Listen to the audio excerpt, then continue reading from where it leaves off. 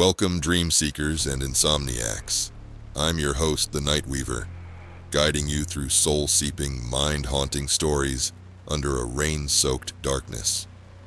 Now, take a deep breath, let the rhythm of the rain settle you, and follow me into the shadows beyond. I still don't know what exactly we encountered in the depths of that house, and there are days when I try to convince myself that I don't want to know. But every time I close my eyes, I see it. I hear it. The darkness of the swamps, the silence of the trees, and the whispers that almost sounded like prayers. Or something worse. The memory haunts me like a shadow that grows longer with each passing day, stretching into the darkest corners of my mind. It started as a joke, a challenge thrown around after a few beers and too many late-night ghost stories at the Rusty Nail, our favorite dive bar on the outskirts of New Orleans. Josh, my best friend since high school, had gotten it into his head that we should check out this old mansion deep in the Louisiana swamps. His eyes lit up with that familiar gleam of adventure as he leaned across the scratched wooden table. "It's called the Hallowed House," he said, grinning like a kid with a new toy, beer bottle dangling loosely from his fingers. "Folks say the place is cursed. Something about a family that just vanished back in the 1920s. Not a trace left behind. Just empty rooms and cold dishes still on the dining table. Right up your alley, huh?" I rolled my eyes, taking another sip of my drink to hide my growing interest. Josh was the type who loved urban legends and ghost stories, the kind of guy who would pay good money to spend the night in a haunted house just to prove a point. He'd been this way since we were kids, always chasing the next supernatural thrill. But curiosity has always been my Achilles heel, and the idea of exploring some forgotten place pulled me in, despite the sinking feeling that formed in my gut. I nodded, and our friends Anna and Tyler, caught up in the excitement and probably the beer, agreed too. Anna, always the practical one, pushed her dark hair behind her ear and asked, "How do you even know about this place? I've lived here my whole life and never heard of it." Josh's grin widened. "My grandfather used to work as a surveyor in the area. Said the locals wouldn't go near it, especially after sunset. Something about strange lights and voices in the night." Tyler, who'd been quiet until now, leaned forward. "And you want us to go there?" "Man, I don't know about this." He fingered the silver cross that always hung around his neck, a nervous habit I'd noticed over years of friendship. 2 weeks later, we were driving down a dirt road that barely qualified as one, our headlights cutting through a thick fog that clung to the cypress trees lining the way. The swamp was dark, the air humid and dense, pressing against the windows like a living thing. It felt like driving into another world, one that didn't want us there. The radio had stopped working miles back, filling the car with static that sometimes sounded like whispered words. "Did you know that this place isn't even on Google Maps?" Anna said from the back seat, her voice quiet. She'd been researching the house since we'd made our plans, but had found surprisingly little information. "It's like it doesn't exist." "Of course it isn't," Josh replied from the driver's seat, though I noticed his knuckles were white on the steering wheel. "That's what makes it so awesome." Tyler chuckled, but it sounded forced. "Awesome, yeah. Or creepy as hell. You sure we're going the right way?" His cross glinted in the dashboard lights, catching my eye in the rearview mirror. Josh nodded, more confident than he should have been. "Relax, man. We're almost there. My grandfather's directions were pretty specific." The hallowed house appeared out of the fog like something summoned from another dimension. It was 3 stories tall, the kind of grand old home you'd expect to see on a southern plantation, but there was something wrong about its proportions, angles that seemed to bend in ways that hurt the eyes. Its pillars were cracked, the paint peeling off in great swaths, and the windows were dark, gaping holes that seemed to watch us as we approached. There was a twisted, ancient live oak tree in front, its branches spreading out like skeletal arms, reaching for the clouded sky. The front door was ajar, hanging crookedly on one rusty hinge, like it had been forced open decades ago and left that way. As we approached, our footsteps crunching on dead leaves, I noticed strange markings carved into the wood, symbols that looked ancient and somehow wrong, like they'd been carved by hands that weren't quite human. We stepped inside, our flashlights piercing the darkness, casting long shadows that seemed to move on their own. Dust hung heavy in the air, dancing in our light beams like constellation of tiny ghostly stars. Our footsteps echoed hollowly against the wooden floors, each sound seeming to carry further than it should, as if the house itself was amplifying our presence. The entrance hall was grand but decayed, with a sweeping staircase that climbed to the second floor. The banister was lined with intricate carvings of twisted vines and faces that seemed to change expression when viewed from different angles. The wallpaper was faded, peeling in places to reveal dark wood beneath, wood that seemed to pulse with a faint, sickly light when caught in the corner of your eye. Josh pulled out his camera, the flash momentarily illuminating the space in harsh white light. "This place is incredible," he whispered, his voice filled with a mixture of awe and unease. "Look at those carvings. They must have taken years to complete." We moved slowly through the house, our flashlights sweeping over dusty furniture, broken chandeliers, and cracked mirrors that lined the walls. Each mirror seemed to reflect something slightly different, shadows that moved independently of their sources, glimpses of figures that disappeared when you tried to look at them directly. Josh pointed to a series of portraits hanging on the wall, a family dressed in early 20th century clothes, their eyes dark and intense. "These must be the original owners," he said, his voice barely above a whisper. "The ones who disappeared." The portraits were unsettling in their uniformity. Each subject, from the stern-faced father to the youngest child, had the same vacant expression, the same dark, bottomless eyes that seemed to follow our movements. Even the family dog, a large black hound in one of the smaller frames, had an unnaturally intelligent gaze. As we ventured deeper into the house, I couldn't shake the feeling that something was fundamentally wrong. The air felt thick, oppressive, and a metallic smell grew stronger until it coated the back of my throat like copper pennies. The temperature dropped noticeably, our breath forming small clouds in the beam of our flashlights. Then we heard it, a faint whispering, like voices carried on a distant wind. It came from somewhere down the hall, soft and rhythmic, a chant that sent shivers down my spine. The words were just on the edge of comprehension, like a language I should know but couldn't quite remember. "Did you hear that?"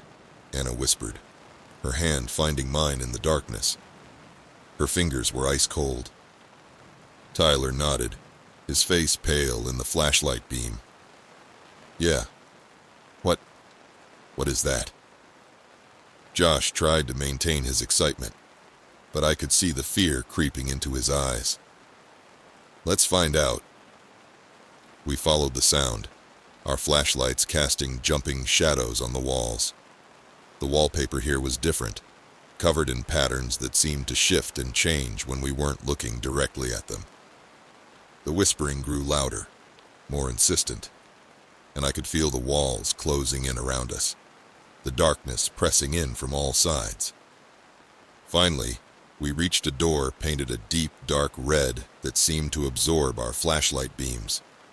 The paint looked wet, though when I reached out to touch it, my fingers came away dry but tingling, as if I'd touched an electrical current.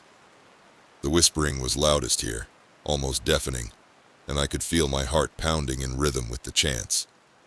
Inside was a large room, empty except for a single table covered in strange objects.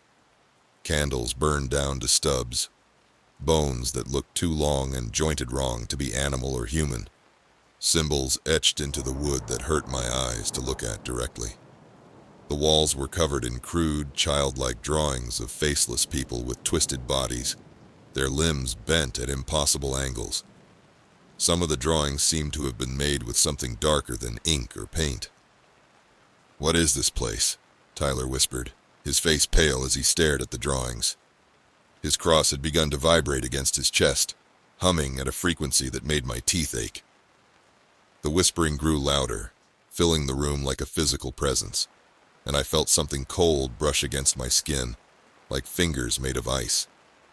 Then we heard it, a low, raspy voice from the shadows. "You shouldn't have come here." We froze, our flashlights darting around the room, searching for the source of the voice. But there was only darkness, shadows that seemed to pulse with their own inner light. The cold touch came again, stronger this time, like fingers digging into my skin, leaving trails of frost in their wake. When we turned to leave, the house seemed to shift around us, the hallways twisting and turning, leading us in circles. The architecture defied logic, stairs leading to walls, doors opening into impossible spaces. Even Josh looked scared now, his camera forgotten at his side. "We've passed that same broken vase 3 times. Anna's voice was thin with panic.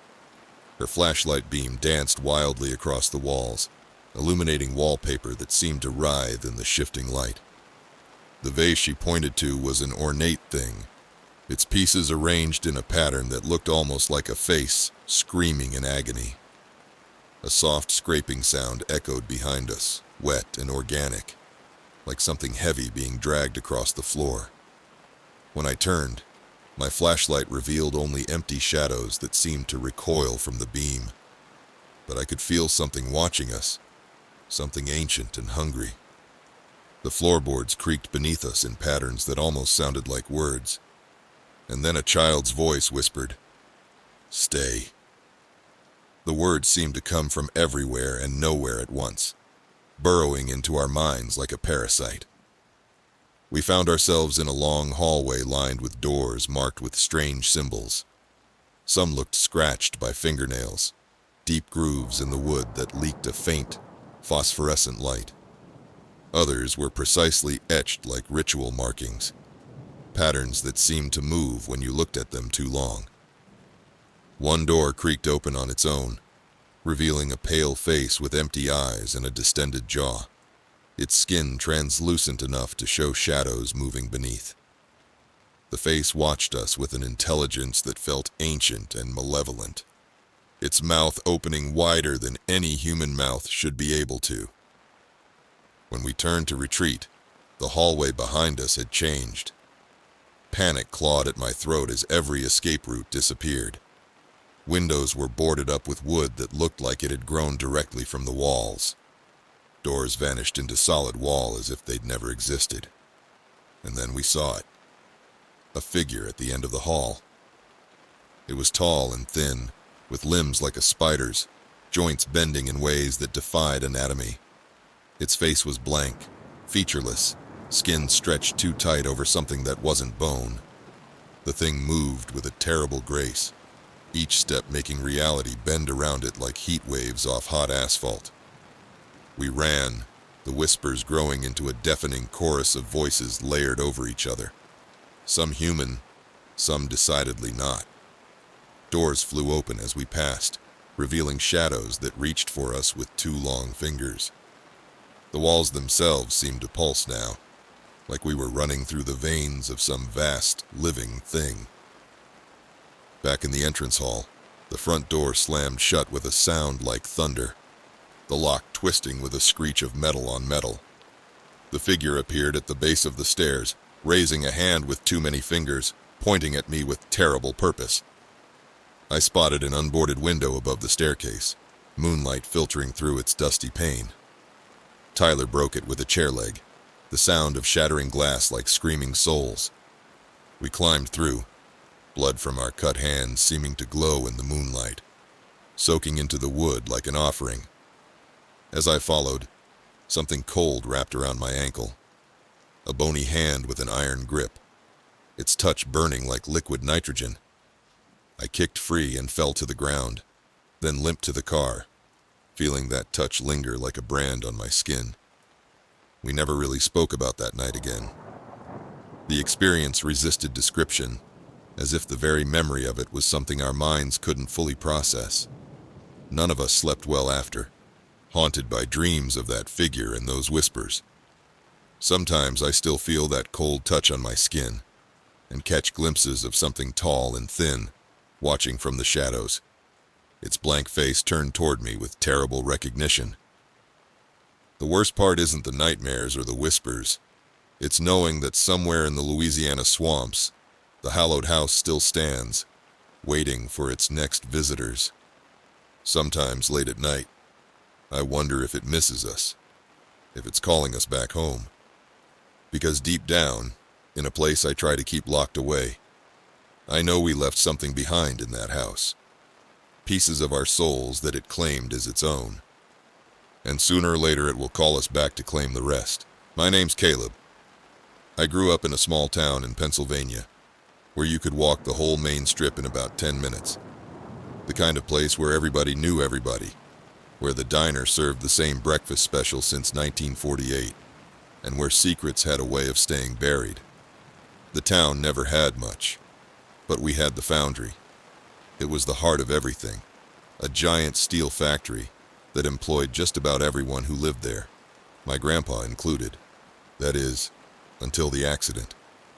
I remember sitting on our front porch as a kid, watching the workers trudge home in the evening, their faces streaked with soot, their lunch pails swinging at their sides.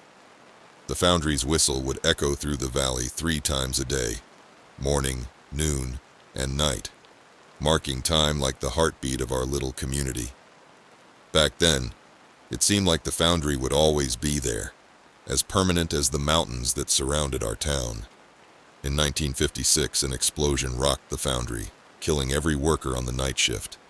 The blast was so powerful it shattered windows for blocks around, and they say the fire burned so hot it melted steel beams like candle wax.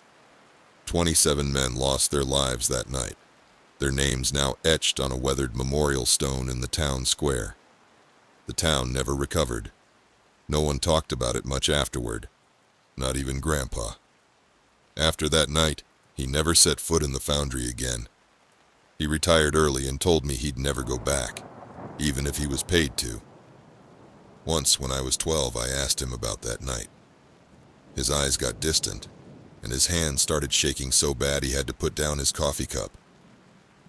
"Some things," he'd said, his voice barely above a whisper. "Some things aren't meant to be disturbed, Caleb. Some places hold on to pain like rust holds on to metal."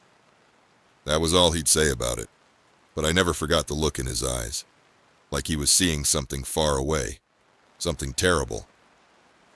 When I was a kid, the place was like a shadow, looming over the town, its old brick walls and rusted smokestacks jutting out against the sky like jagged teeth.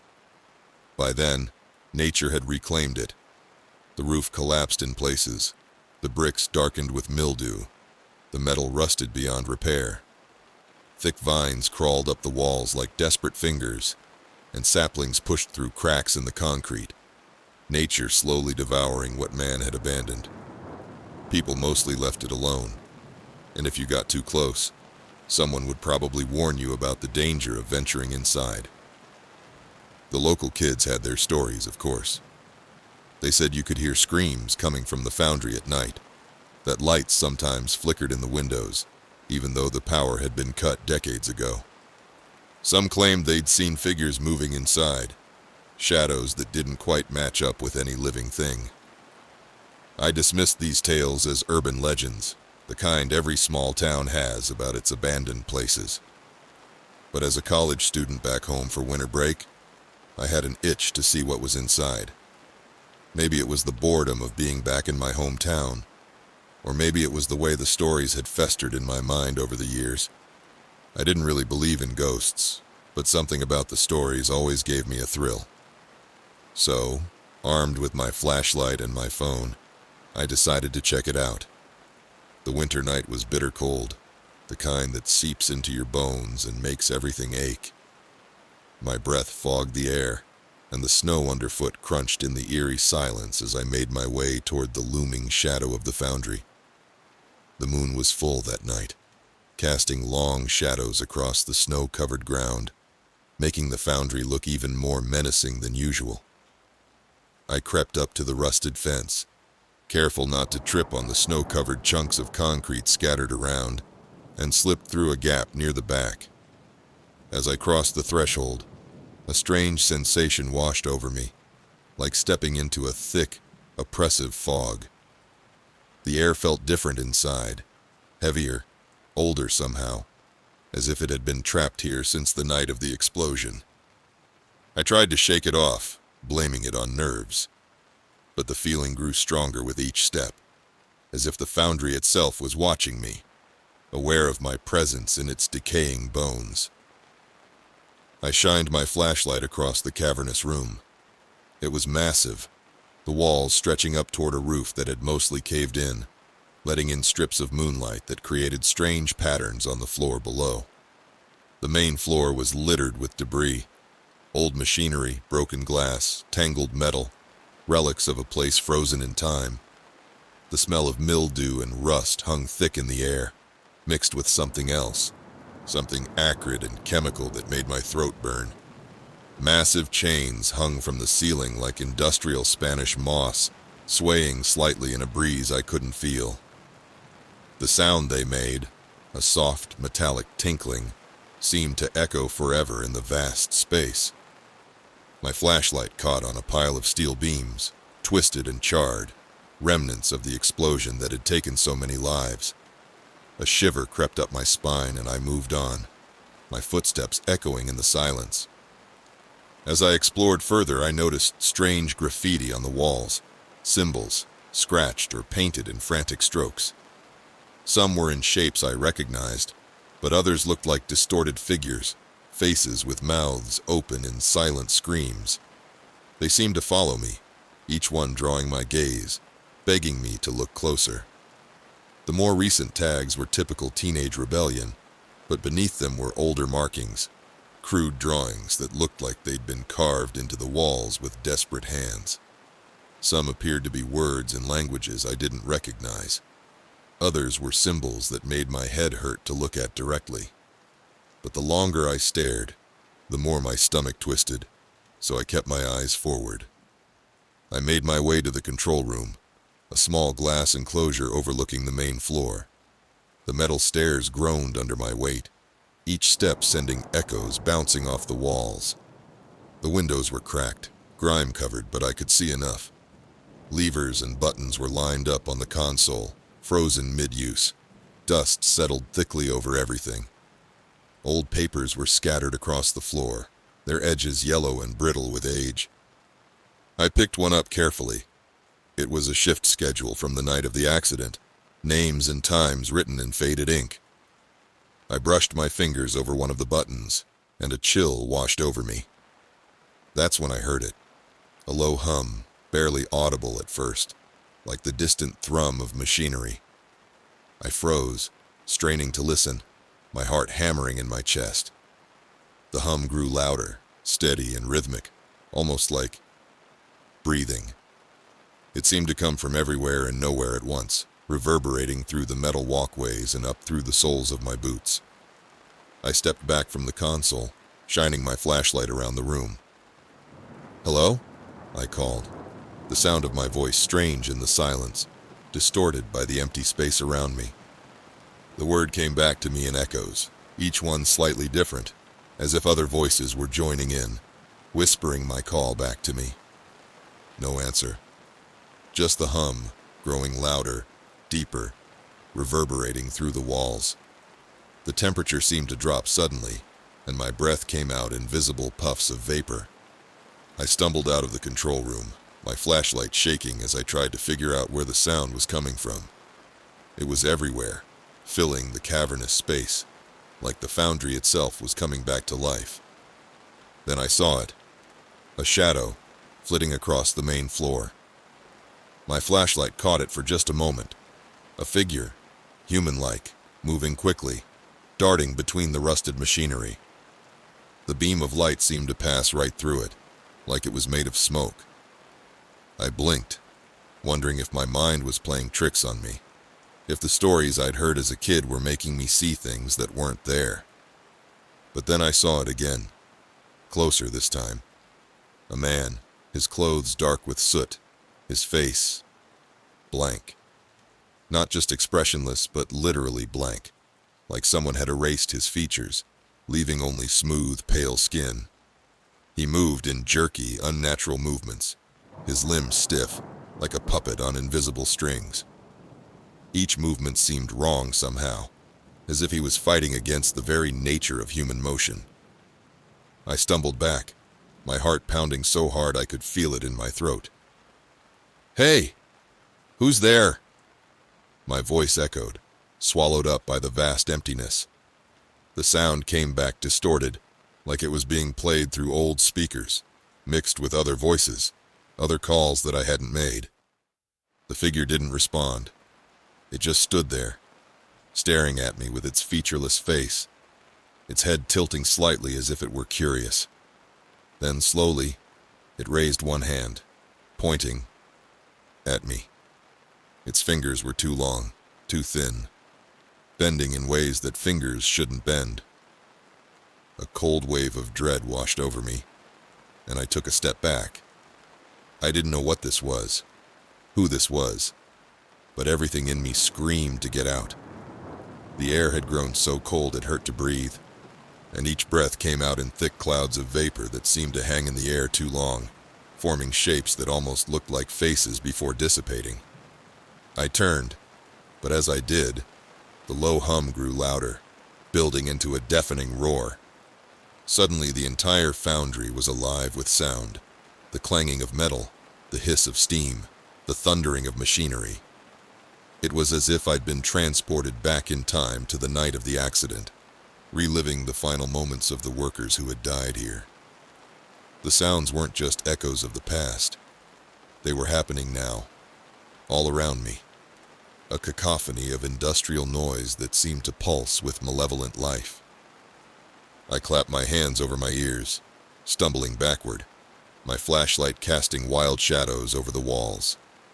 And in those shadows, I saw them. Figures, dozens of them, all moving in the same jerky, puppet-like way. They filled the main floor, their empty eyes fixed on me, mouths open in silent screams. Some wore old work clothes, others were barely more than shadows, but all of them moved with that same wrong motion, like they were being pulled by invisible strings. I turned and ran, slipping on the icy floor, my flashlight bouncing as I sprinted toward the exit. But every doorway I passed led back to the main floor, each hallway looping in on itself, trapping me in an endless maze of darkened rooms and silent screams. The architecture seemed to shift around me, doors appearing where there had been solid walls, corridors stretching impossibly long or ending abruptly in brick walls that I knew hadn't been there before. I tried to focus, to remember the way out, but my mind was clouded, disoriented. It was like the foundry was shifting around me, closing me in, keeping me from escaping. The sound of machinery grew louder, filling every corner, every crack, like it was in my head, pressing down on me, suffocating me. The air grew thick with the smell of burning metal and something else, something that reminded me of burning flesh. I stumbled into a small room, slamming the door behind me. My flashlight flickered, casting shadows that twisted and danced, forming shapes that seemed almost human. The walls seemed to pulse with a faint red glow, like hot metal cooling in the dark. The temperature dropped so low that frost began forming on the inside of the windows. I took a step back, my heart racing, as the shadows coalesced into a single figure. It stood in the center of the room, tall and thin, its face blank and featureless, its body covered in soot and grime. It was taller than any human should be, its proportions all wrong, like someone had tried to draw a person from memory but gotten all the details wrong. It raised its hand, pointing at me, and I felt a surge of cold terror that went beyond fear, beyond rationality. Then it spoke. "You shouldn't be here." The voice was low, barely more than a whisper, but it filled the room, vibrating through the walls, sinking into my bones. It wasn't one voice, but many, layered together like a chorus of the dead. I opened my mouth to scream, but no sound came out. I was frozen, paralyzed by the figure's empty gaze, trapped in place by a force I couldn't see or understand. Then, slowly, it began to move toward me, its footsteps echoing in the silence, each step bringing it closer, until it was just inches away. I could feel the cold radiating off its skin, smell the acrid stench of burnt metal and oil. The air around it seemed to warp and twist, like reality itself was trying to bend away from its presence. It reached out, its fingers brushing my cheek, and a wave of cold washed over me. In that touch, I felt everything. The fear of the workers on that fatal night, the heat of the explosion, the terror of their final moments. My vision blurred, and I felt myself slipping, falling into darkness, the sound of machinery fading into silence. The last thing I saw was its face, still blank, still watching, as the darkness claimed me. When I opened my eyes, I was lying outside the foundry, the cold night air biting into my skin. Snow had begun to fall, covering me in a thin white blanket. I sat up, gasping, my heart racing as I looked around. The foundry loomed above me, dark and silent, its windows empty, watching. But now I knew they weren't really empty. They never had been. I stumbled to my feet, clutching my head as memories flooded back. Memories of the figures, the machinery, the whispering voice. I didn't know how I'd gotten out, but I didn't care. My clothes were covered in soot, and my cheek still burned cold where the figure had touched me. I turned and ran, not stopping until I was far away, the foundry a distant shadow on the horizon. I never went back. But even now, years later, I can still hear it sometimes, late at night. The low hum of machinery, the faint whispers, the echoes of the foundry's dark past. And in those moments, I remember the figures, the blank faces, and the way they pointed, as if waiting for me to return. Sometimes when I look in the mirror, I swear I can see a handprint on my cheek, a mark of cold that never quite faded. Some things are best left forgotten, but the foundry, it remembers. And I know deep down that it's waiting for others like me, curious souls who venture too close to its dark heart. Because that's what the foundry does. It pulls you in, shows you things you can't unsee, and marks you forever with its touch. And sometimes on cold winter nights when the wind howls just right, I think I can hear it calling my name. It wasn't exactly a job, more like an obsession. I'd been photographing abandoned buildings for years, capturing their silent beauty, the eerie stories etched in peeling paint and broken glass. Each forgotten place held its own particular charm, its own whispered secrets. But after a while, they all started to blur together, just different variations of decay and abandonment. But this project was different. This one would change everything. I remember the exact moment it began. The antique shop was one of those dusty, cramped places that seem to exist outside of time, with shelves reaching to the ceiling and narrow aisles that wound through mountains of forgotten treasures. The bell above the door had chimed softly as I entered, but the elderly proprietor barely looked up from his newspaper. I liked it that way, being left alone to explore, to let my fingers trail over old brass and tarnished silver, to breathe in the musty perfume of aged paper and wood. The postcard was buried under a pile of faded letters and dusty trinkets, as if it had been waiting there for me all along. The edges were soft and worn, the paper yellowed with age, but the image was still clear. An orphanage nestled in the woods, its Victorian architecture both grand and forbidding. The name was printed in delicate script beneath it. St. Mary's Home for Lost Children. Something about that word, lost, made my fingers tingle as I held it. The date was faded, but the style of the photograph and the clothing of the few figures visible in the background suggested the 1940s.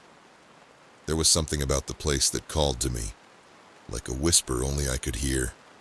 A siren song that would lead me down paths I never thought existed.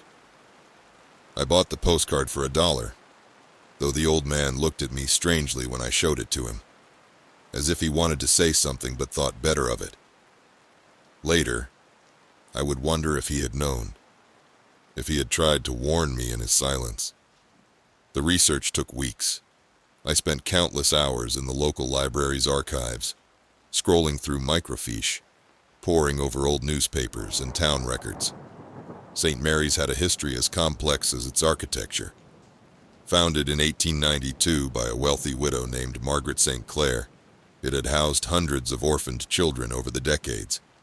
But there were whispers, rumors of strange occurrences, of children who disappeared without explanation, of sounds in the night that couldn't be explained.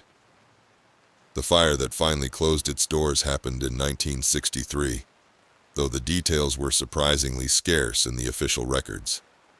No deaths were reported, but the building was abandoned afterward, left to rot in the woods like a forgotten tombstone. What struck me as odd was how few people in town seemed to remember it, despite its size and historical significance. When I asked about it at the local historical society, the curator's face went pale, and she quickly changed the subject. That should have been my first warning. After mapping its location using old survey records and satellite images, I chose a chilly November morning for my visit. The forecast promised overcast skies, perfect lighting for the kind of moody photographs I specialized in. I packed my gear methodically, my trusty Canon DSLR, several lenses, extra batteries, and 2 flashlights. I'd learned long ago to always have backup equipment when exploring abandoned places. What I hadn't learned was when to leave well enough alone. The drive took me through winding back roads, deeper into the woods than I'd expected. The trees pressed in close to the narrow road, their branches reaching overhead like gnarled fingers. As I got closer to the coordinates I'd marked, the air seemed to grow thicker, heavier, as if the forest itself was trying to keep its secrets. St. Mary's stood in a clearing that nature was slowly reclaiming. Thick ivy crawled up its stone walls like desperate hands, and the windows stared out at the world like empty eyes, their glass long since shattered. The architecture was even more impressive in person than in the postcard. Gothic revival with hints of Victorian influence, all steep gables and ornate stonework. The main building rose 3 stories high, with a bell tower that peaked above the trees, though the bell itself was long gone.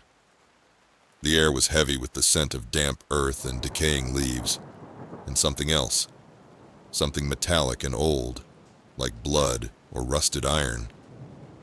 I felt a familiar thrill run through me as I approached, the kind I always felt just before discovering something hidden, forgotten.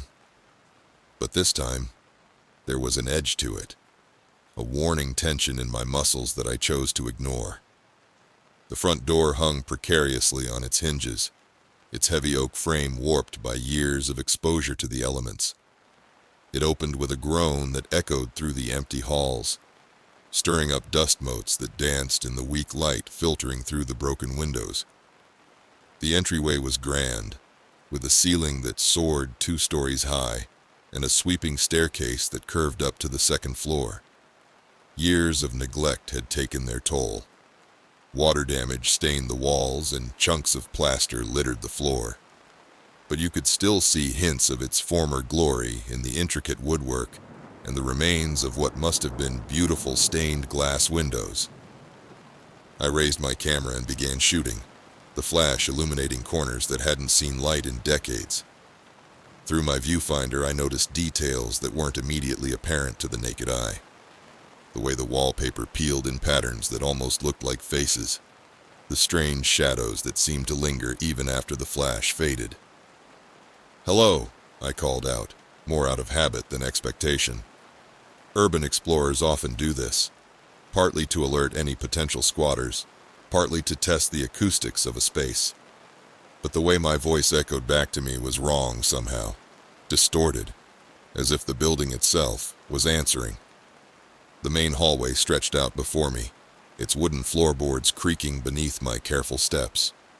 The walls were lined with photographs, dozens of them, maybe hundreds. They were portraits of children, arranged chronologically judging by the changing styles of dress and photography.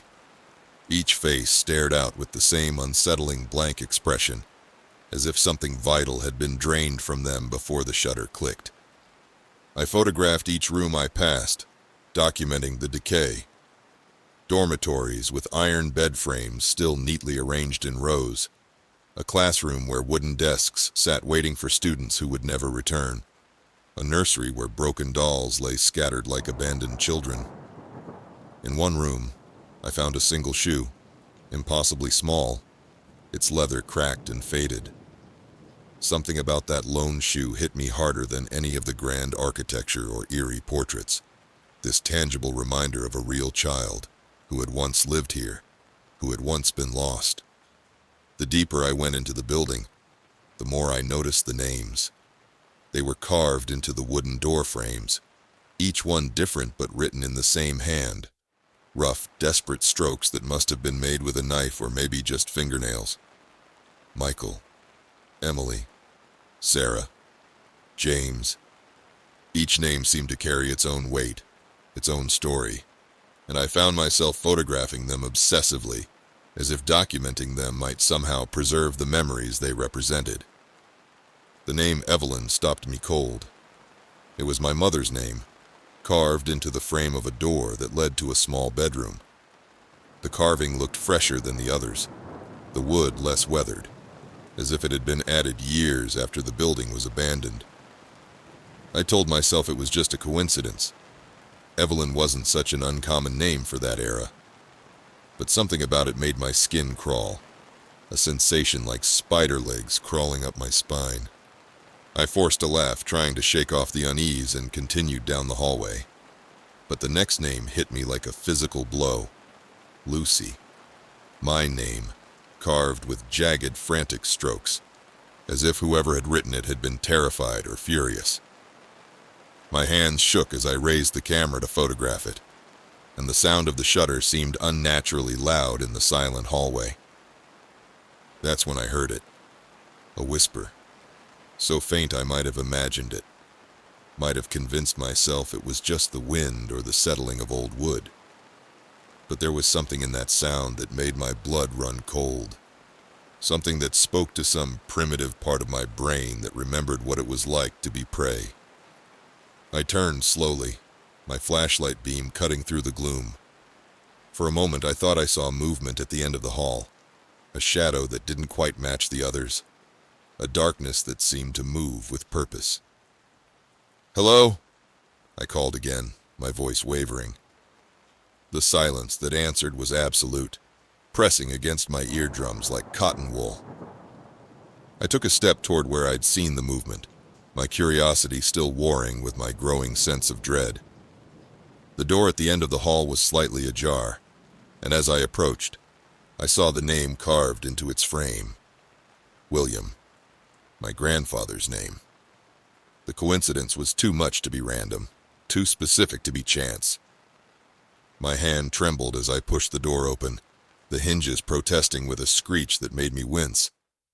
The room beyond was small, containing just an iron bed frame and a broken dresser. But something about the space felt wrong, as if the dimensions didn't quite match what they should have been, as if the corners of the room stretched just a little too far into darkness. The whisper came again, clearer this time. Lucy. It wasn't the wind. It wasn't my imagination. It was a child's voice, high and sweet and somehow ancient, calling my name with a familiarity that made my heart stutter in my chest. Everything in me screamed to run, to get out of that place and never look back. but something held me there. Some force that wasn't quite curiosity and wasn't quite compulsion. Something older and darker that had been waiting for me since I first found that postcard. I followed the whisper deeper into the building, past more doors with more names. Friends, family members, people I hadn't thought about in years. People I'd lost touch with or lost entirely. The handwriting grew more frantic with each name, the cuts deeper, more desperate, as if whoever had carved them had been racing against time or madness. The final door stood at the end of a hallway that seemed to stretch impossibly far, its proportions distorted like something from a fever dream. My name was carved into its frame, the letters bleeding into each other as if they'd been carved with trembling hands. The room beyond was small, barely larger than a closet, with a single wooden chair in the center. The chair was old, its wood warped and splintered, but it looked recently used. There was a clear spot in the dust where someone had sat. I raised my camera one last time, but the flash seemed weak, swallowed by shadows that clung to the corners like living things. That's when I saw her, a small figure standing in the corner, barely visible in the dim light. She wore an old-fashioned nightgown, yellowed with age, and her hair hung in long, dark tangles around her face. She couldn't have been more than 8 years old, but something about her stance, about the way she held herself, spoke of age beyond measuring. "Hello?" I whispered, though every instinct screamed at me to run. She didn't speak, didn't move, but slowly raised one thin arm to point at the wall behind me. I turned, my flashlight beam revealing what the camera flash hadn't been able to capture. The entire wall was covered in my name, carved over and over and over, the letters overlapping until they formed a kind of terrible tapestry. Some were old, the cuts deep and weathered. Others looked fresh, the wood still pale where it had been exposed. And in the center, carved larger than the rest, "You belong here now." The flashlight flickered and died. In the sudden darkness I heard movement, soft footsteps, the rustle of fabric, the sound of breathing that wasn't my own. When I finally got the light working again, the girl was gone. But I wasn't alone. In every corner of the room, shadows moved and shifted, taking shapes that were almost human, almost familiar. I ran, through the twisting hallways that seemed longer than before, past doors that whispered my name, past photographs where the faces had changed, all of them wearing my features now, all of them staring with my eyes. I didn't stop until I burst out into the cold afternoon air, my lungs burning, my camera clutched to my chest like a shield. I never developed those photos. The memory card corrupted somehow, showing nothing but static and darkness when I tried to view the images. But sometimes, late at night, I still hear that whisper, calling my name with a child's voice that holds centuries of loneliness. And I know deep in my bones that some part of me will always belong to that hallway of lost names, to that room with its wall of desperate carvings.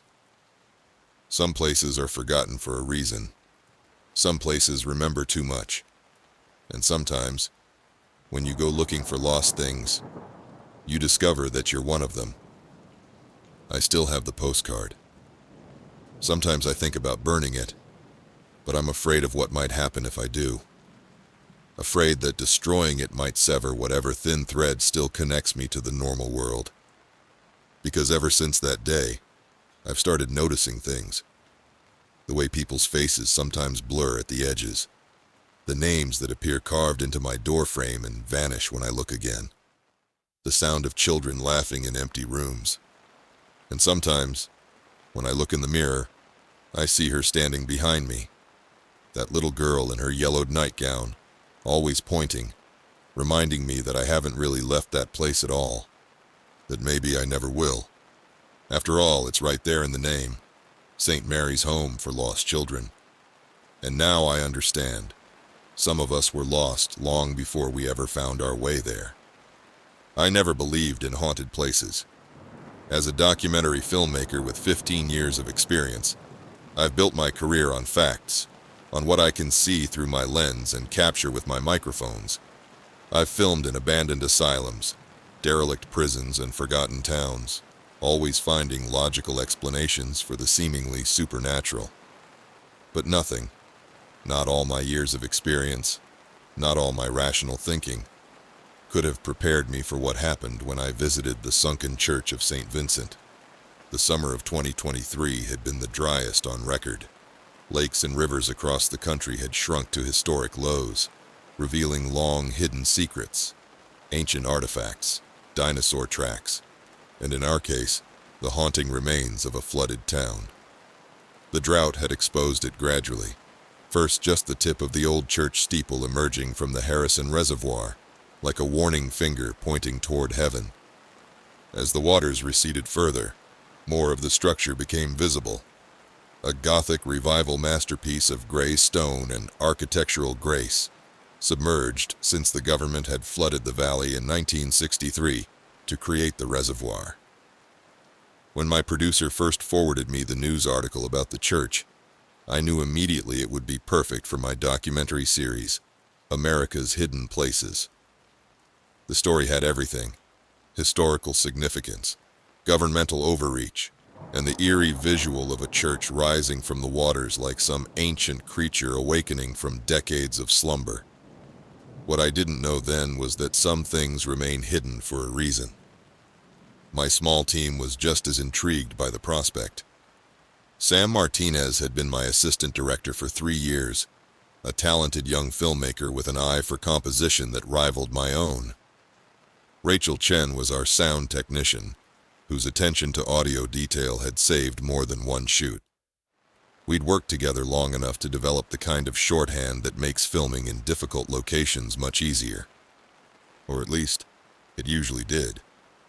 We arrived at the reservoir just as the sun was beginning its descent, casting long shadows across the exposed lake bed.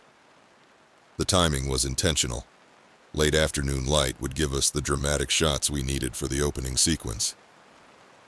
The church stood about 50 yards from the current waterline, its stone walls still dripping from their long submersion. The steeple stretched upward like a tombstone, marking the grave of the town that lay beneath our feet. The sight of it made my skin crawl, though I couldn't explain why. I'd filmed in plenty of churches before, but something about this one felt different. Wrong. Maybe it was the way the moss and algae crept up its sides in patterns that seemed almost deliberate, or how the empty window frames seemed to watch us as we unloaded our equipment. "This place is going to look amazing on camera," Sam said, his enthusiasm evident as he began setting up our primary camera, a red Komodo that we'd invested in for this documentary series. "The way the light hits those stone walls, it's almost like it's glowing." Rachel was less enthused. She stood at the edge of our equipment area, her hands absently adjusting and readjusting her boom mic. "Something feels off about this place," she said quietly, "like we're disturbing something we shouldn't." I wanted to dismiss her concerns.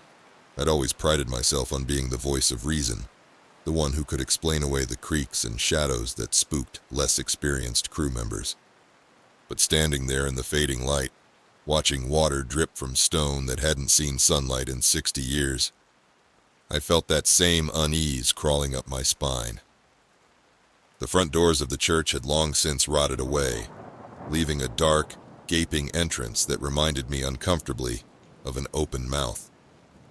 The stone archway above it still bore the name St. Vincent's Catholic Church in weathered letters, though years underwater had worn them nearly smooth. We spent the first hour capturing exterior shots, documenting the church's emergence from the reservoir. The still air made for perfect filming conditions. No wind to interfere with our audio or shake the cameras. In fact, the air was unnaturally still, as if the whole area was trapped in some kind of vacuum. Even the birds seemed to avoid flying over the church. "Ready to head inside?" I asked, checking the time. We had maybe 2 hours of usable light left. and I wanted to get as much footage as possible before dark. Sam nodded eagerly, but Rachel hesitated. Maybe we should wait until morning, she suggested, her fingers drumming nervously on her equipment case. The light would be better, and we could... We don't have time, I interrupted, perhaps more sharply than necessary. The reservoir levels could rise again any day. This might be our only chance. She nodded reluctantly, and we gathered our essential equipment. As we approached the entrance, I noticed how the temperature seemed to drop with each step closer to the church. By the time we reached the doorway, I could see my breath misting in the air, despite the summer heat. The interior was like nothing I'd ever seen, and I've filmed in some strange places. Water pooled in the lower areas of the stone floor, black and still as glass. The pews were still arranged in neat rows, though they were covered in a thick layer of algae that made them look almost alive, like sleeping creatures waiting to wake. The air inside was heavy with the smell of wet earth and decay. But there was something else too, a metallic tang that reminded me disturbingly of blood.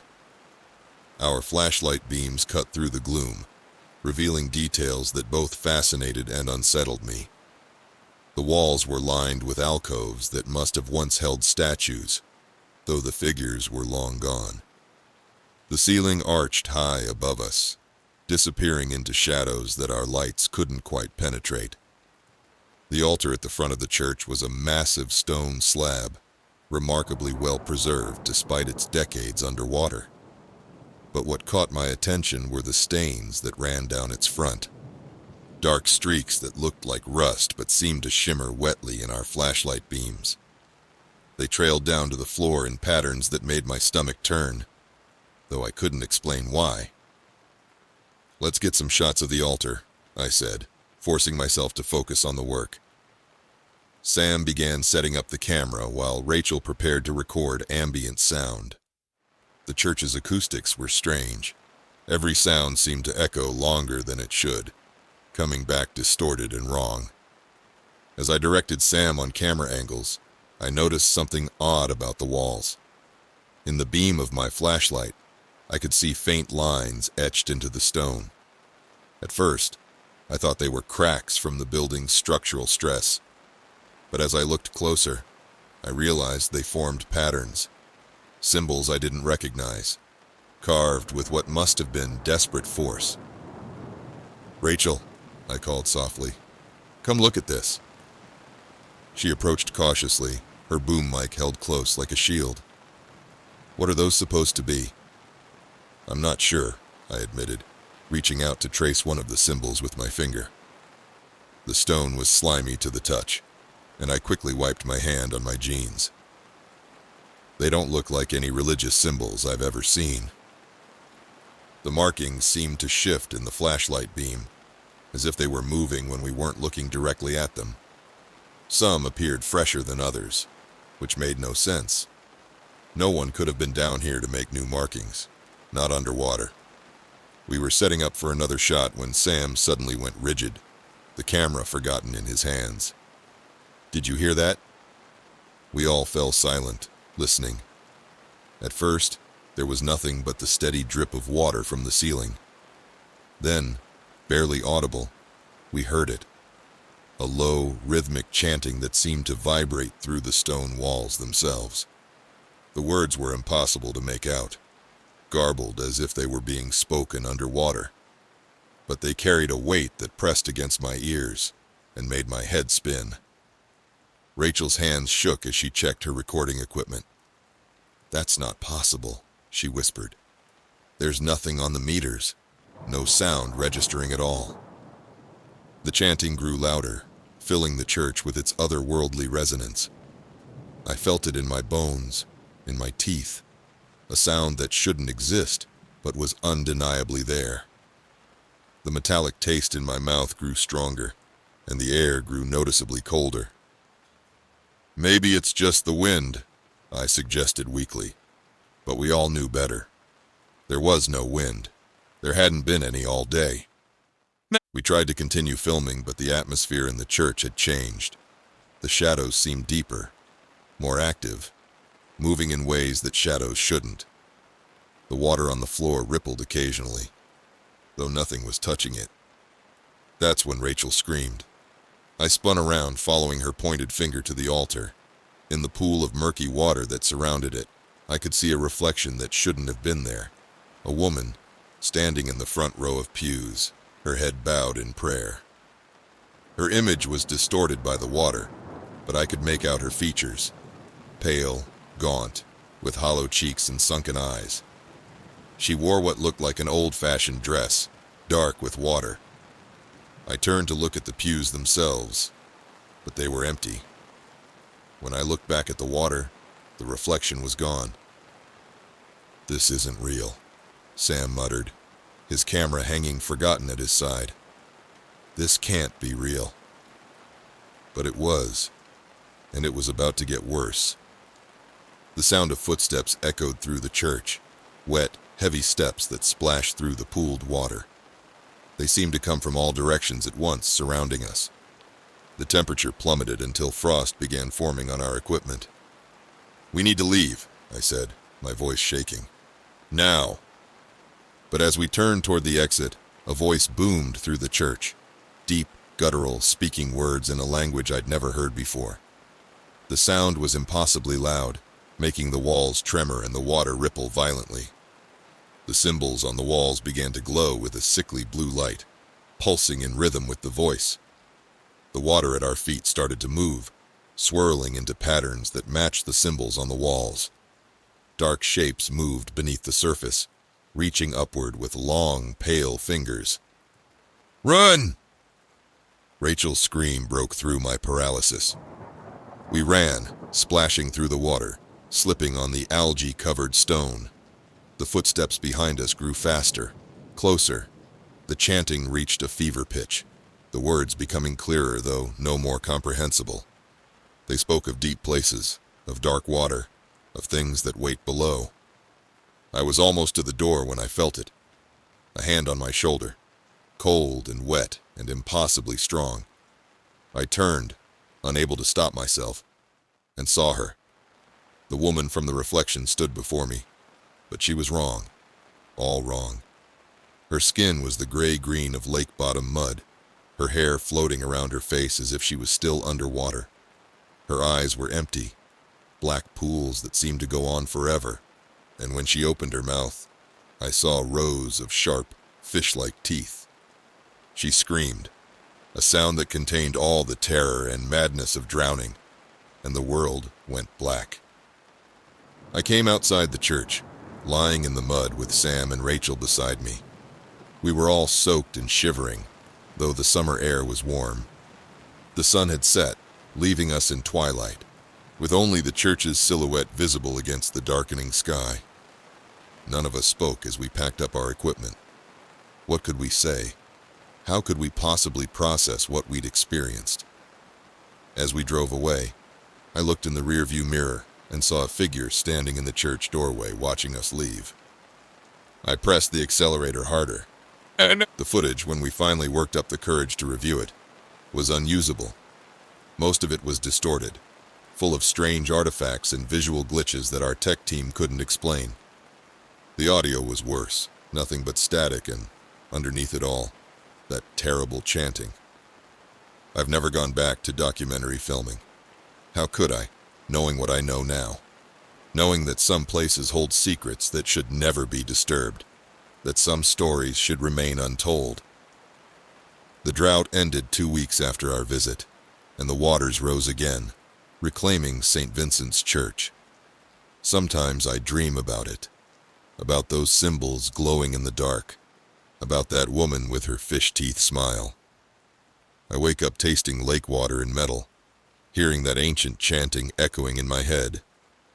The church still stands there, deep beneath the Harrison Reservoir, its secrets safe in the darkness. But sometimes, when I drive past the lake, I swear I can see ripples on the surface, moving against the current, forming patterns that look almost like writing. And in the distance, if I listen carefully, I can hear singing.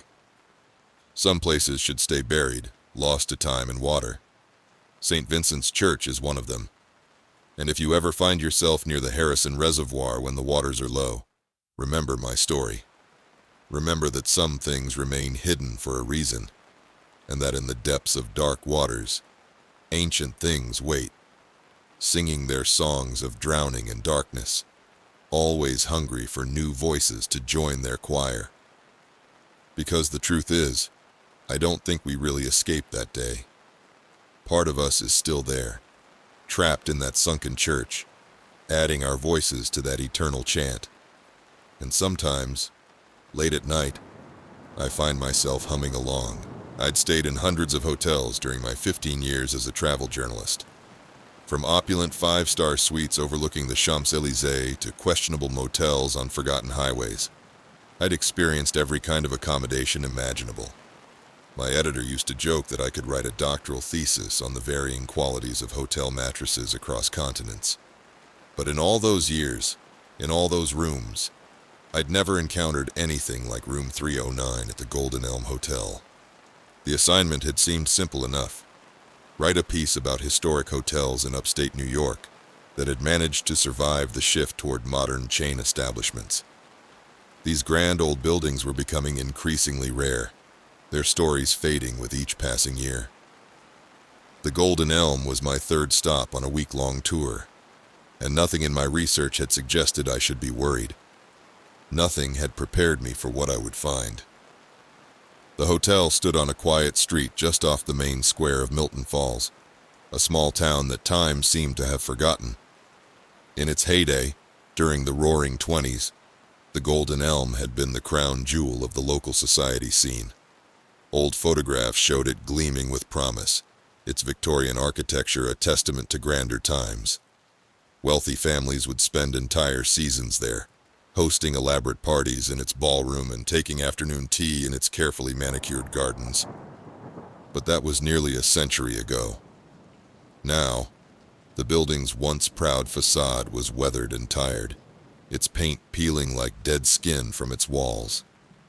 The gardens had long since surrendered to wilderness, and the wrought iron gate creaked ominously as I pushed it open, the sound echoing through the empty street like a warning. I arrived close to midnight, far later than planned. A series of wrong turns and a stubborn GPS had led me through endless miles of dark country roads, past abandoned farms and forgotten crossroads. By the time I finally pulled into the hotel's gravel parking lot, the moon had risen high above the building's towers, casting long shadows that seemed to reach for my car like grasping fingers. The front entrance was illuminated by a single yellow bulb that attracted moths in lazy circles. The brass plaque beside the door, though tarnished with age, still proclaimed, "The Golden Elm Hotel, Esther 1888," in elegant script. Inside, the lobby was a study in faded elegance. Crystal chandeliers draped with cobwebs, marble floors worn smooth by decades of footsteps, and wallpaper that might once have been green, but had aged to the color of old bones. The front desk was deserted, but a small brass bell caught my attention. It looked antique, like everything else in the place, its surface dulled by countless fingers. I rang it, the clear tone seeming too loud in the silent lobby. The sound echoed longer than it should have, bouncing off the high ceiling and coming back distorted, almost like a distant cry. After what felt like minutes, a door behind the desk opened, and an elderly man emerged, wiping his hands on a faded towel. He moved with the deliberate slowness of someone who had nowhere particular to be, his lined face bearing the worn expression of someone who had seen too much. His name tag read, Harold. "You're here for room 309? He asked, his voice barely above a whisper. There was something in his tone that made my skin prickle, a note of concern, perhaps even fear. I nodded, surprised he knew which room I'd booked. I hadn't made a reservation. The hotel's website had been down, and the phone number listed online just rang endlessly. I'd planned to sort it out when I arrived. "Not a lot of folks stay up there anymore," he continued, reaching under the counter and producing an old brass key. It was the kind you rarely see in hotels these days, heavy and ornate, with the number engraved deep into its surface. Last room on the third floor. He paused, his weathered hands lingering on the key before sliding it across the counter. The very last room. The way he emphasized those words made me uncomfortable, but I forced a polite smile.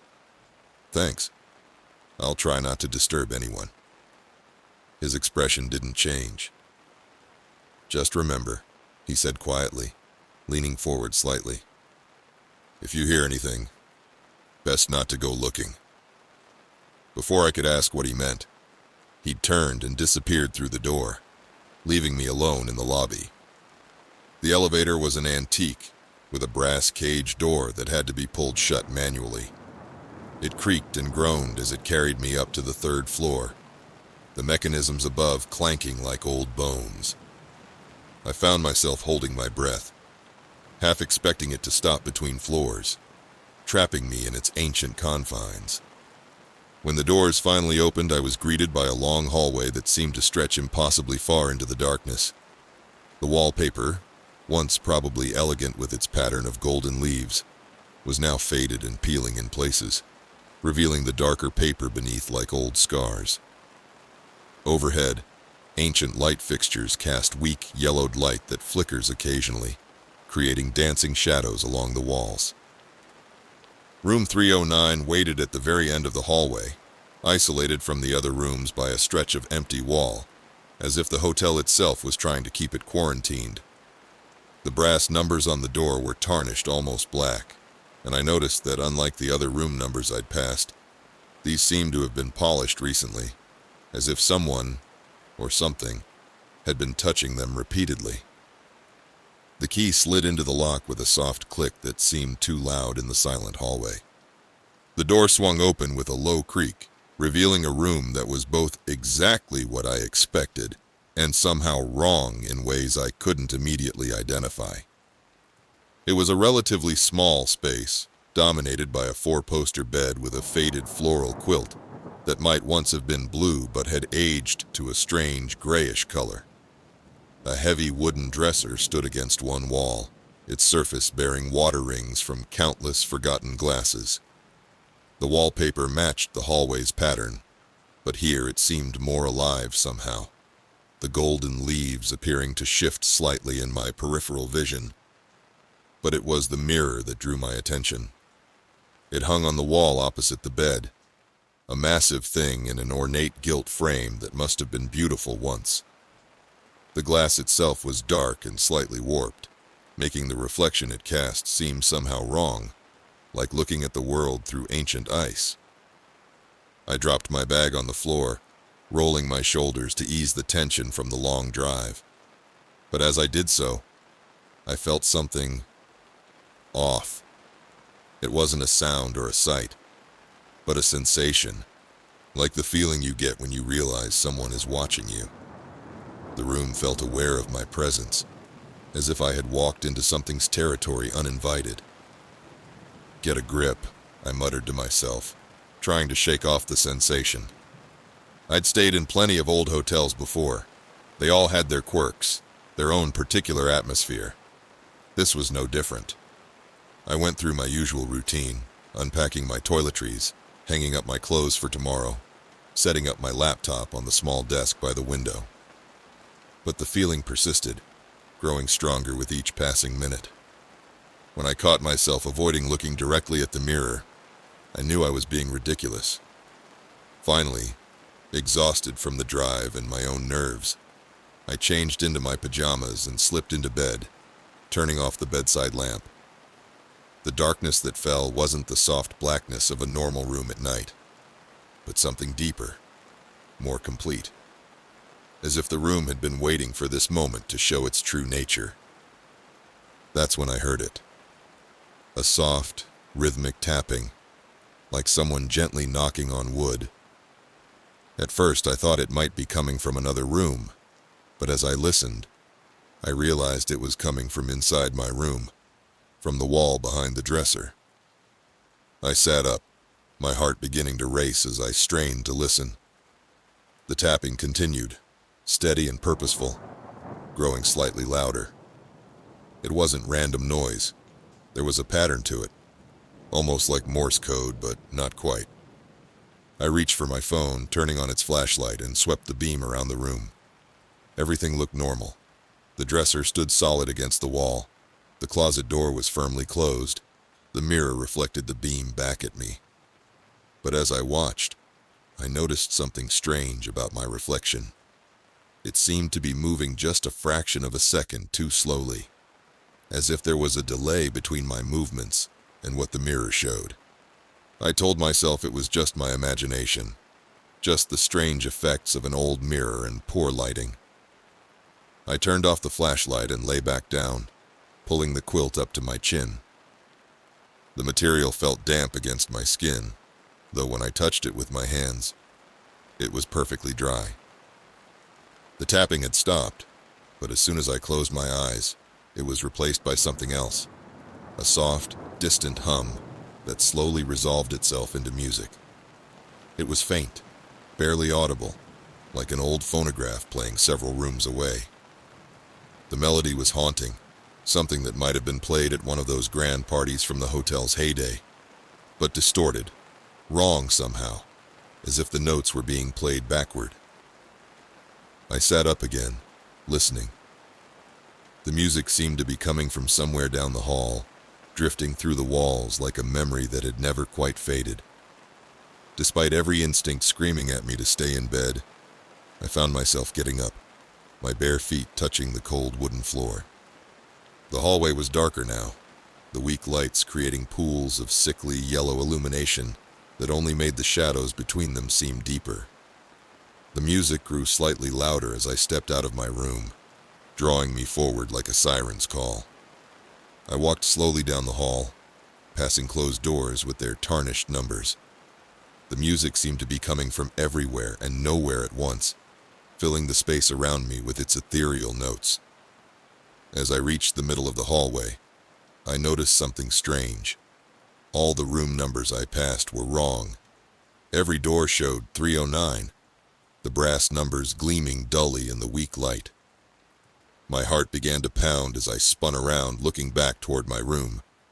The hallway stretched out impossibly long behind me, lined with identical doors, all bearing the same number. The music grew louder, more discordant, the notes twisting into something that barely resembled music at all. I turned and ran back toward my room, or what I hoped was my room, my bare feet silent against the carpet. When I reached the door, I noticed something that made my blood run cold. My door was open, just slightly, though I was certain I'd closed it behind me. With trembling hands, I pushed it open. The room appeared normal at first glance, but as I stepped inside, I realized the mirror was wrong. My reflection wasn't moving with me anymore. It stood perfectly still in the center of the glass, watching me with eyes that seemed darker than they should be, a slight smile playing at the corners of its mouth. I took a step back, my heart hammering against my ribs. The reflection remained motionless, its smile growing wider, revealing teeth that looked too sharp, too numerous. Then, slowly, deliberately, it raised its hand and pressed it against the glass, as if trying to push through. The surface of the mirror began to ripple like dark water, and I watched in horror as my reflection's fingers seemed to extend slightly beyond the glass, reaching into the room. Its smile had grown impossibly wide now, splitting its face like a wound, its eyes completely black. I ran, out the door, down the hallway that still stretched endlessly in both directions, all the doors still bearing the number 309. The tapping had started again, louder now, coming from behind every door I passed. The music had become a cacophony of twisted notes, and underneath it all, I could hear something like laughter. My own laughter, but wrong, distorted, echoing from somewhere behind me. The elevator seemed to take years to arrive, its ancient mechanisms groaning in protest. When the doors finally opened, I practically fell inside, repeatedly hitting the button for the lobby. As the cage door rattled shut, I caught a glimpse of something moving in the hallway. A figure that looked like me, but wrong. Its movements jerky and unnatural. Its face split by that terrible smile. The descent felt endless. I pressed myself into the corner of the elevator, trying to avoid looking at my reflection in the mirrored walls. But I couldn't help it. My eyes were drawn to the dark smudge in the corner of the mirror. As I watched, it began to move, to flow like ink across the surface, forming into a face. My face, but with those same black eyes, that same twisted smile. When the elevator finally reached the lobby, I stumbled out, nearly falling in my haste to get away. Harold was at the front desk, watching me with that same expression of pity I'd seen earlier. "Room 309?" he asked softly, though it wasn't really a question.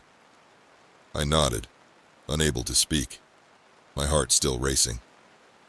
He sighed, looking down at his hands. "That room. It doesn't like to be disturbed. It prefers to keep what it catches." What is it?"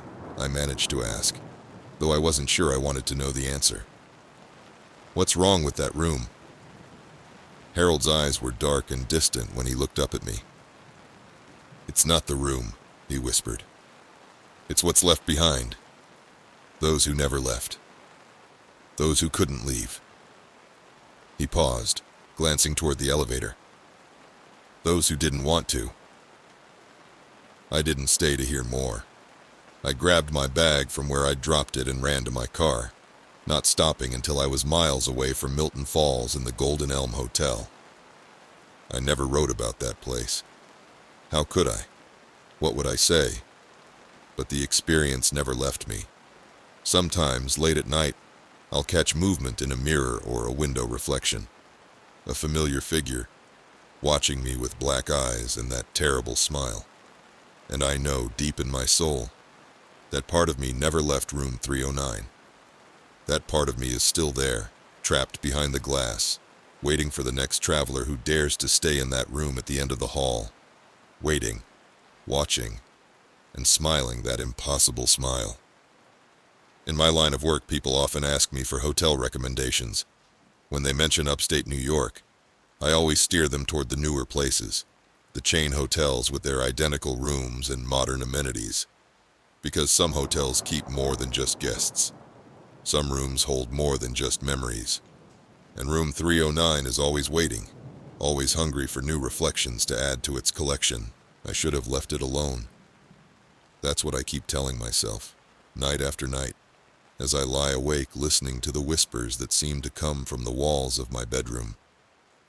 When I first started researching my family history, I never imagined I'd end up digging through the ruins of an abandoned asylum. But once I started, I couldn't stop. Some doors, once opened, can never truly be closed again.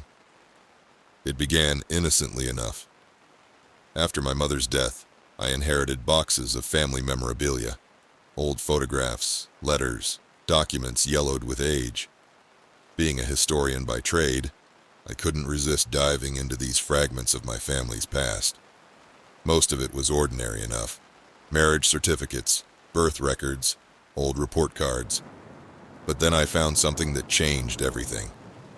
My great-grandmother, Evelyn Wright, had always been a mystery in our family.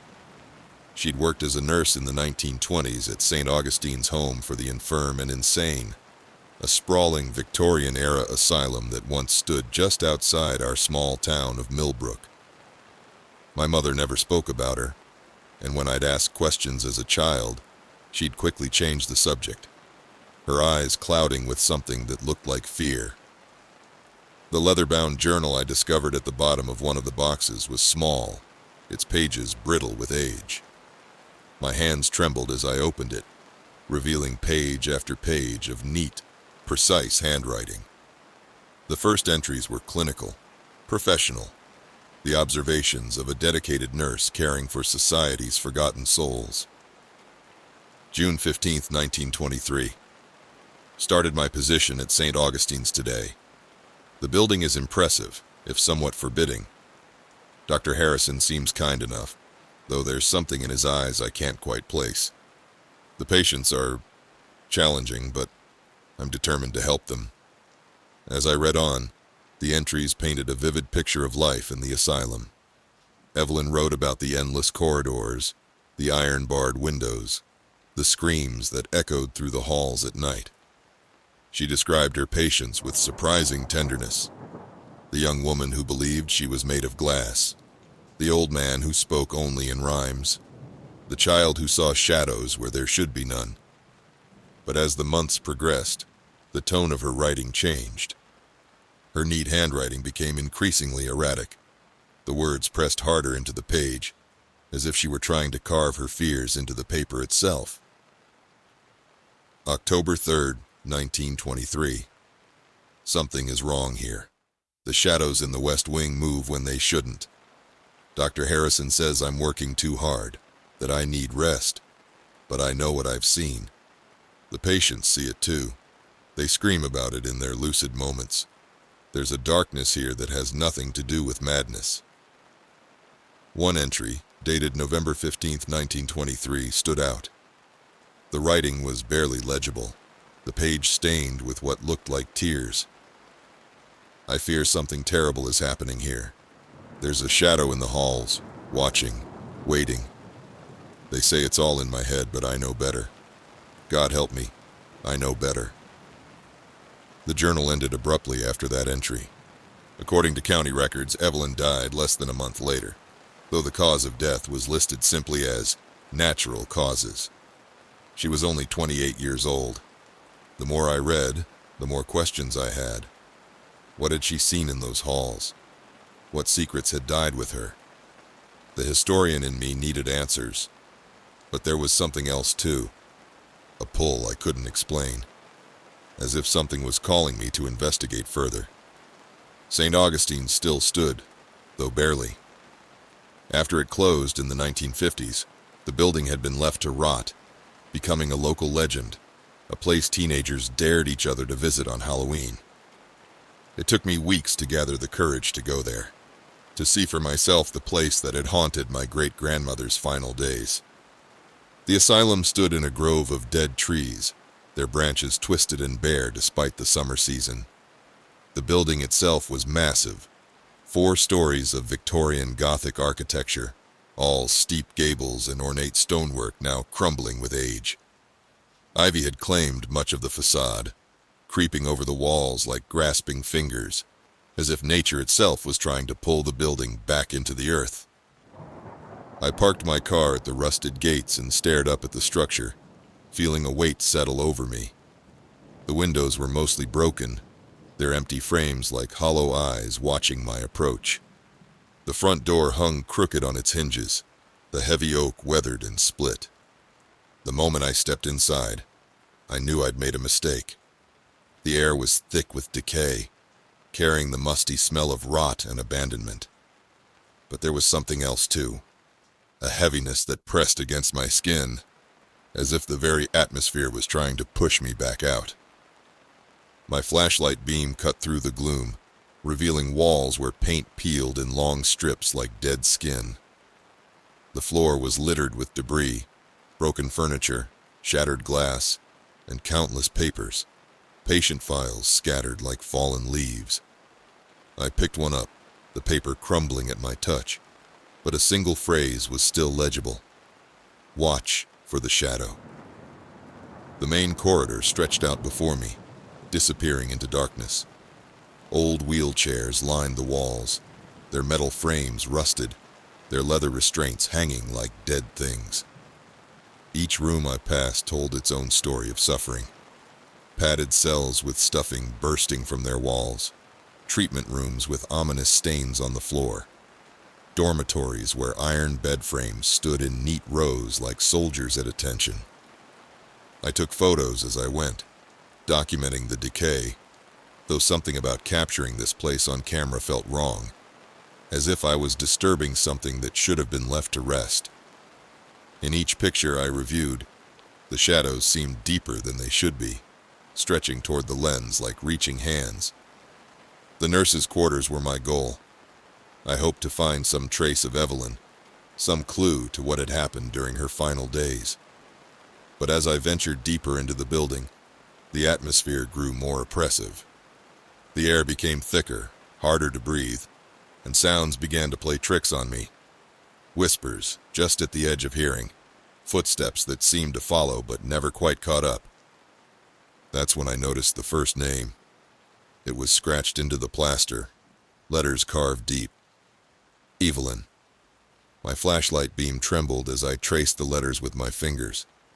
The cuts were deep, desperate, as if someone had used their fingernails to carve into the wall itself. As I continued down the hallway, I found more names, dozens of them, hundreds perhaps, carved into every surface. Some I recognized, old family names, distant relatives, people I'd known as a child. Each name seemed fresher than the last, the cuts more recent, impossible though that seemed. And then I saw it, my own name, carved in jagged strokes at the end of the hallway. The letters looked wet, as if they'd been carved moments before, though I'd seen no one else in the building. My heart pounded as I reached out to touch them, feeling the rough edges of the plaster. That's when the temperature dropped. The air turned icy, and my breath came out in visible puffs.